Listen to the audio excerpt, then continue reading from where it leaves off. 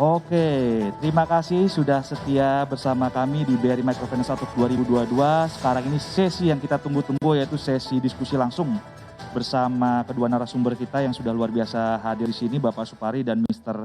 Taneja. Saya juga sudah mendapatkan nih langsung pertanyaan dari floor. Sebenarnya saya Pak Supari, semoga masih tetap semangat ya Pak untuk di acara ini Pak. Sebenarnya saya mau banyak bertanya Pak kepada Bapak, tapi ini saya sudah mendapatkan kira-kira 2 pertanyaan nih Pak, pertanyaannya cukup menarik Pak buat Bapak Supari. Mungkin saya langsung menyampaikan pertanyaan aja ya Pak. Pertama dari Kartika Pak, ini langsung untuk Bapak Supari nih Pak.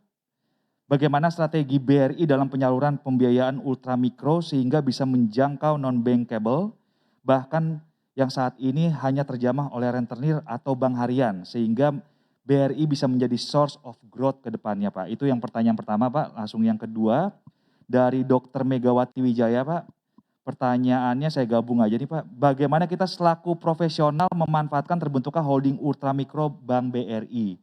Terus apakah jika sudah menjadi nasabah bisa banyak mendapatkan manfaat dari BRI, apa saja Pak syaratnya? Mungkin bisa langsung dijawab Pak. Silakan Pak. Terima kasih, sudah bisa didengar. Mas Wahyu, terima kasih.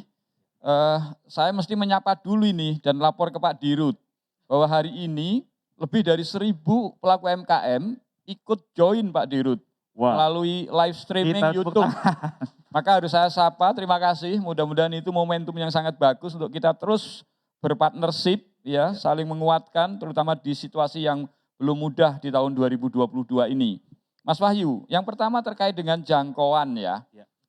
Tadi sudah disampaikan oleh keynote speaker gitu ya beberapa hal. Salah satu inisiatif holding ultramikro itu bagian dari bagaimana gitu ya kami di tiga entitas ya yang bergerak bersama-sama untuk menjangkau ekosistem ultramikro bersatu. Dengan bersatu kami bisa sharing resources. Unit kerja BRI yang banyak itu tidak hanya sekedar melayani produk dan layanan BRI saja, tapi juga bisa melayani produk dan layanan miliknya teman-teman di Pegadaian dan juga di PNM.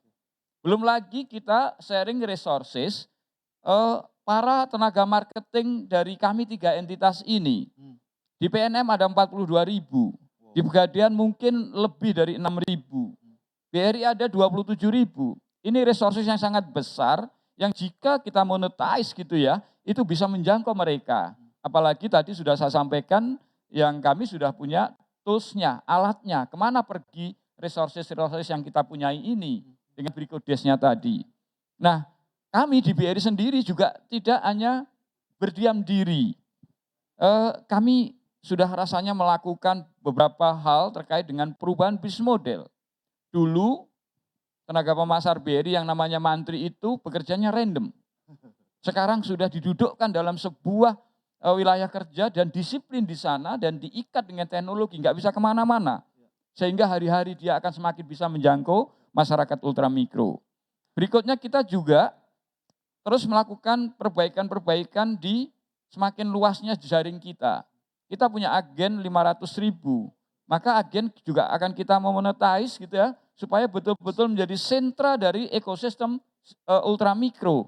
Dia tidak hanya sekedar menjadi apa ya, human ATM gitu, ATM orang gitu, yang hanya melayani transaksi-transaksi, tapi juga mereka akan bisa membantu bank gitu menjangkau mereka dalam soal pembiayaan, soal menabung dan seterusnya. Hari ini kita sudah tingkatan capability agen untuk bisa melayani itu semua hampir 7.000. Journey kami tahun ini mestinya sudah 28.000. Tahun depan menjadi mungkin bisa 50.000.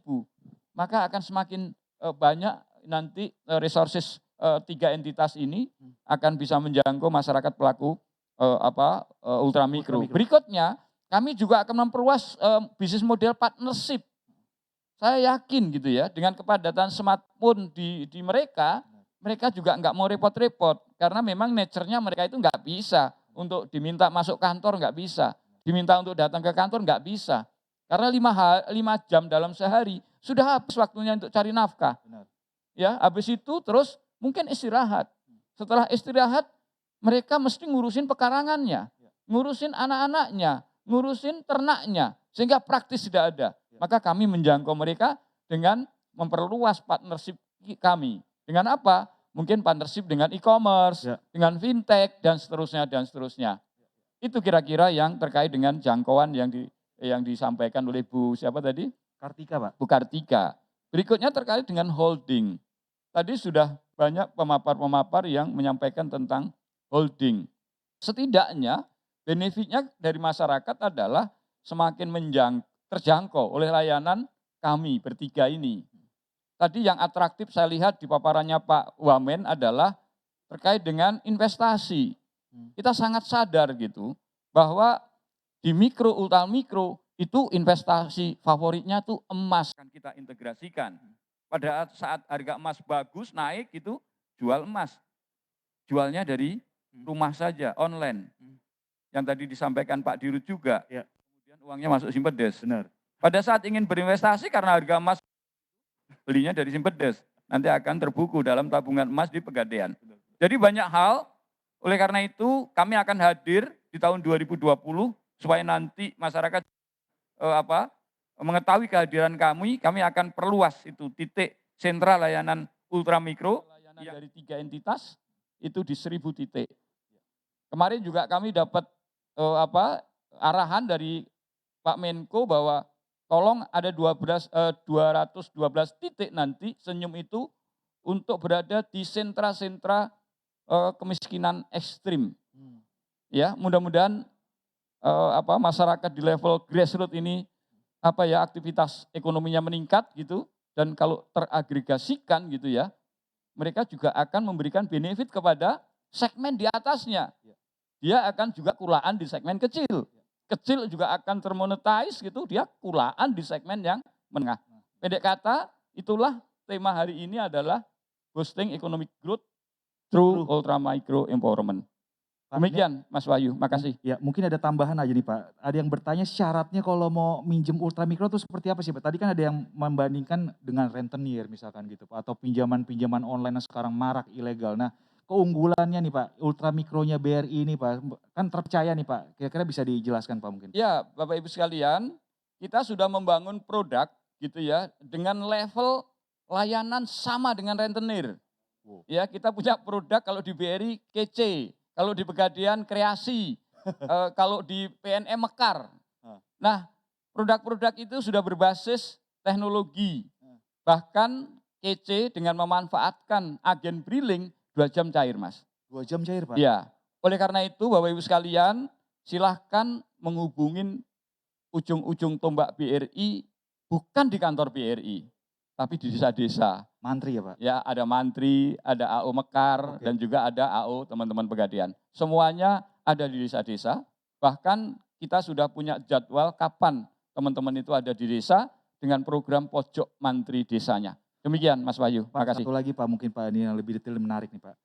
Kalau lewat platform itu bisa Pak, kalau misalkan ada pelaku ultramikro yang belum jadi nasabah gitu, bagaimana sih Pak alurnya mungkin Pak? Dan berapa jumlah pinjaman yang bisa diberikan oleh BRI Pak? Oke, Mas Wahyu, saya tadi sampaikan bahwa kita punya partner, ya Shopee partner kita, ya kemudian Gojek partner kita, kemudian juga Tokopedia partner kita, Amarta partner kita, Investri partner kita.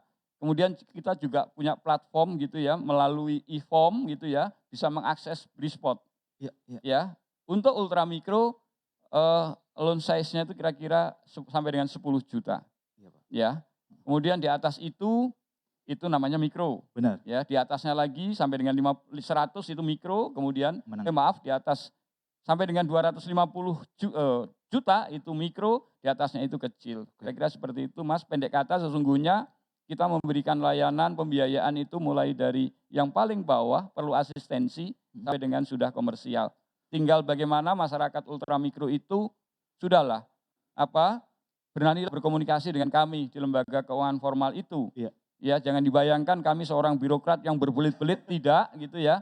Kami sudah menghadirkan layanan setara dengan layanan rentenir, cepat gitu ya, mudah dan lebih murah.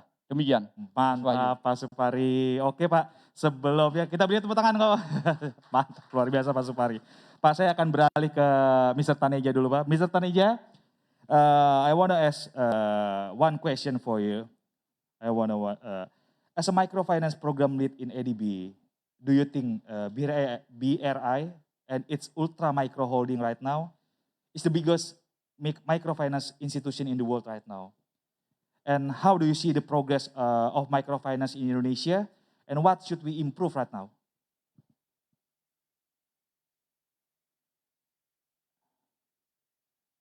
Hi, you still mute, Mr. Taneja, sorry.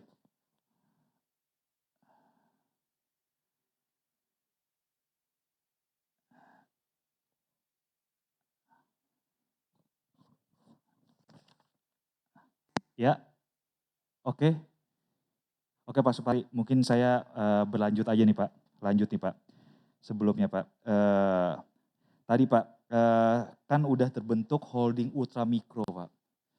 Targetnya tadi 2 menteri itu Pak, bilangnya Pak 45 juta Pak. Berat gak sih Pak? Caranya gimana gitu Pak? Tapi saya yakin sih karena infrastrukturnya BRI di desa-desa itu udah cukup kuat gitu Pak. Apalagi sekarang dengan adanya digitalisasi ya Pak. Dan nggak ada lagi, saya rasa bank yang mau masuk ke segmennya BRI itu udah pada tumbang semua Pak. Nah bagaimana Pak kira-kira dengan target yang double tadi Pak dari Bu Menkyu, dari Pak Menko itu bagaimana Pak? Makasih Mas Wahyu. Saya barangkali sudah bekerja di BRI itu mungkin hampir 31 tahun dari bawah gitu loh. Jadi kalau target yang berlipat itu kok nggak menjadi isu gitu loh. Karena mohon maaf gitu ya, satu kita punya modal luar biasa. Modal kami etos kerja, kemudian culture yang terus kita improve gitu ya. Dan infrastruktur kami memang semakin capable untuk melayani mereka. Di paparan saya yang terakhir, tadi saya sampaikan dengan penggabungan tiga entitas yang sama-sama melayani segmen ultramikro itu, bayangkan ada sekitar 70.000 RM yang akan melayani mereka. Tersebar di seluruh Indonesia Pak ya? Ya, tersebar di seluruh Indonesia. Kemudian unit kerjanya BRI ada 10.000, PNM juga kira-kira ada 4.000 lebih lah kira-kira. Kemudian juga Pegadaian, itu hampir barangkali 19 sampai 20.000 unit kerja konvensional. Belum lagi kita sudah punya data yang terintegrasi. Kalau dari 3 entitas itu 22,5 juta data, setelah kami lakukan tambahan dari beberapa entitas gitu ya, termasuk bagaimana BRI melayani bantuan sosial, kita sesungguhnya sudah punya 52 juta data. Dengan capability data analitik, kami ini bisa melihat perilaku orang. Mungkin Mas Wahyu juga bisa tercapture kalau saya panggil. Kira-kira perilakunya seperti apa. Ya, dan kami bisa mengidentifikasi dan menduga siapa dia. Ya, pada saat kita sudah punya sebuah data analitik yang seperti itu, kemudian data analitik itu kita masukkan ke dalam sebuah platform yang mengarahkan resources BRI dan 2 entitas lainnya bekerja, maka rasanya target 2 kali itu kok bisa kita lampaui, apalagi di bawah kepemimpinan Pak Sunarso. Amin. Gitu.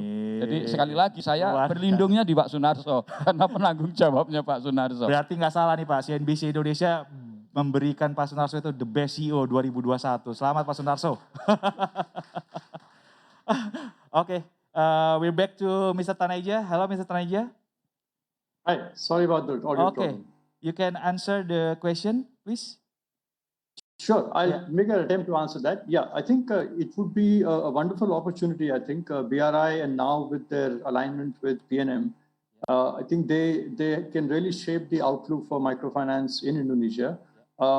It's very difficult for ADB to be prescriptive or give strong guidance over here, but we do hope that they continue with the business model that they envisage ahead. And from our perspective, there is a lot of common ground ahead between the traditional approach to microfinance and how the new digitized operations of fintech is approaching this business segment. So there is a lot to be learned from both sides. Clearly, the way clients are handled by traditional MFIs and the social collateral that they build around their relationship is not just about borrowing or saving, but a lot more than that. That can be learned from and developed further.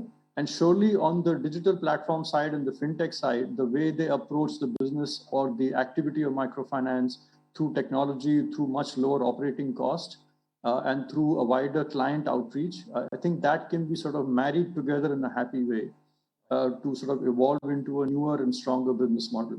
Because eventually, I think all alignment should focus on reducing the funding costs for the micro borrower. I think that similarly is an important objective that all institutions can follow, because anything which is inefficient in the delivery of microfinance is eventually being borne by the micro borrower. So if we can make her life easier by sort of adopting and learning, I think that would probably be the most prudent approach.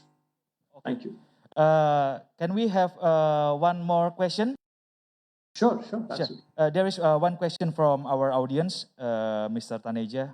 What's the strategy policy from the government of Indonesia urgently needed to support ultra micro empowerment in Indonesia? And can ADB have a plan to support Indonesia government, Mr. Taneja?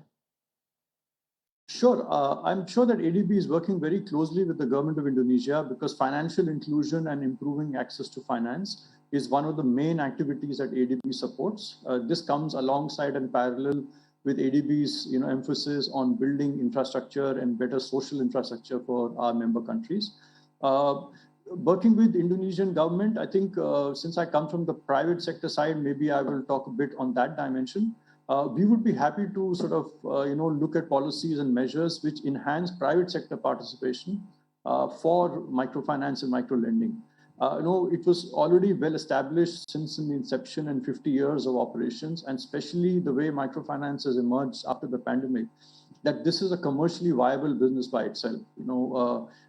Not from the purpose of just making profits, but from a social good point of view, microfinance can deliver a lot, and it can be made more conducive for private sector capital to participate here. And that will also free up resources for the government to deploy for other sectors of the economy. So we would be happy to see progress in that direction. Okay, thank you, Mr. Taneja, for your answer. And sorry, we have to finish this discussion segment. Oke, pemirsa, semoga Anda masih tetap setia di CNBC Indonesia. Saya tadi sudah merecap sedikit bahwa bagaimana microfinance ini memang harus terus didorong.